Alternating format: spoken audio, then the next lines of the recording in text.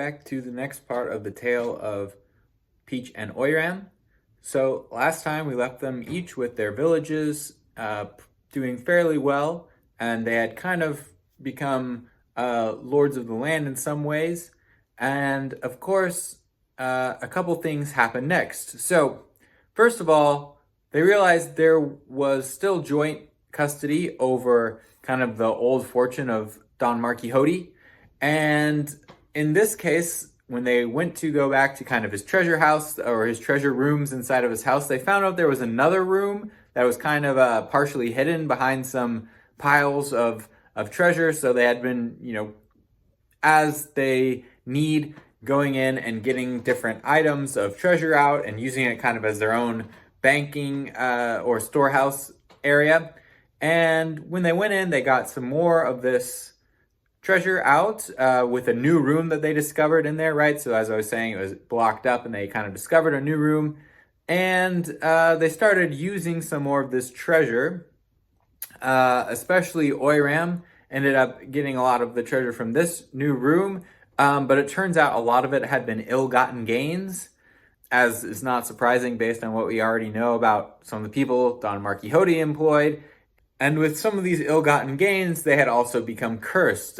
We might remember in the first chapter of this story when Don Marquis was like, yeah, I have some cursed gold, so that he tried to use and that didn't go well. In this case, it wasn't the gold itself that was cursed necessarily, but due to the nature of how the gains were acquired, they became kind of a curse to the whole community using them.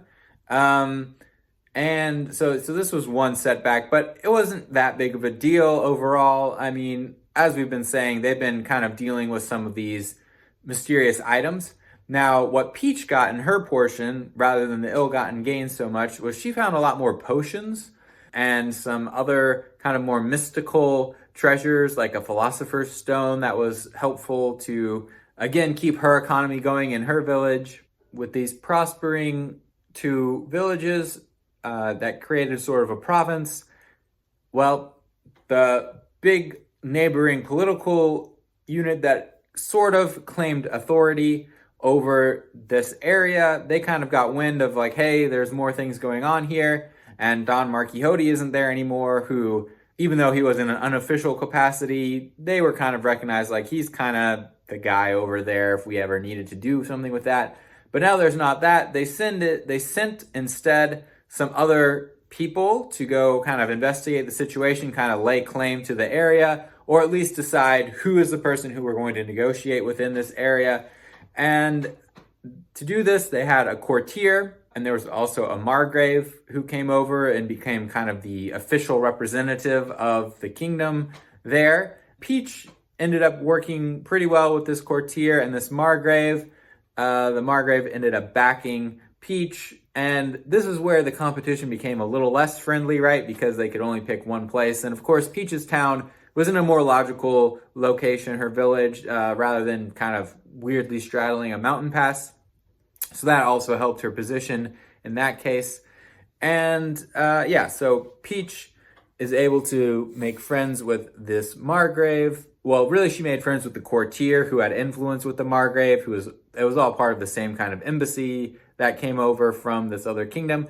Now, Oiram kind of took also an unnecessarily hard stance against the margrave and this idea of having these other authorities come in. And because of this, they didn't get along very well.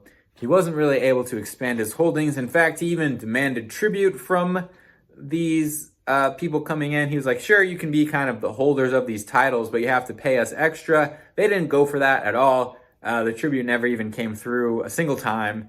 And in fact, it ended up being where Oiram had to kind of turn towards conspiracies to try to get these things going. And there was a number of conspirators, but some of them were also, playing both sides on working with Peach as well. But for the most part, these were people who were trying to work with Oiram. That it never amounted to anything. They never really got a solid plan. And what happened was Oiram just ended up selling out his province, cashing in on that. So he still had a lot of gold. He still had a lot of wealth to the point of being a king's cash, right?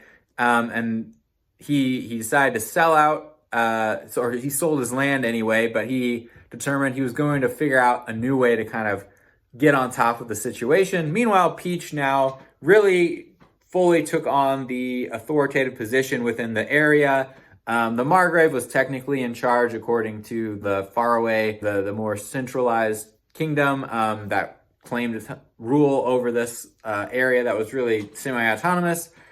So that's where we have it. The margrave and Peach kind of teamed up there, but the margrave really didn't do anything much. He saw that Peach was really in control, and the courtier likewise. They were kind of like, okay, Peach is in control. That's fine as long as we sorted out which of the people is the person in charge.